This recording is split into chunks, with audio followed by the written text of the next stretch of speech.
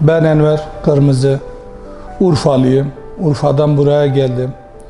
Uyku apnesi, aşırı horlama, tansiyon, kolesterol, şeker, bunlar hepsi aşırı derecede çıkmaya başladı.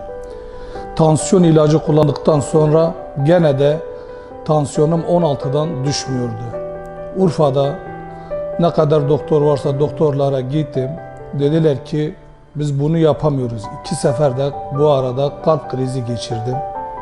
Dediler ki masada kalırsın. Oradan Urfa'dan ayrıldım. Adana'ya gittim.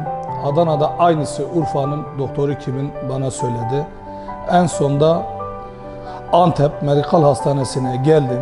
Mesut Hoca ile görüştüm. Mesut Hoca bana dedi ki sil baştan bu tahlilleri yapalım. Tahlilleri yaptık. Dedi herhangi bir sıkıntı yok. Ve ben burada mide küçültme ameliyatı geçirdim. Bu 2 aydır, 2 ay önce oldum. Ve 16 kilo verdim. 104 kilo ile girdim. Şu anda 88 kiloyum. Uyku apnesi, bu aşırı horlama, tansiyon, şeker, kolesterol, bu nefes darlığı, bunlar hiçbir tanesi kalmadı. Bütün ilaçları da bıraktım. Sıhhatim şu anda gayet yerinde ve ben çok memnunum. Mesut Hoca ile ve ekibiyle beraber ameliyata girdiler. Onlardan çok memnunum. Allah onlardan razı olsun. Hiçbir sıkıntım kalmadı.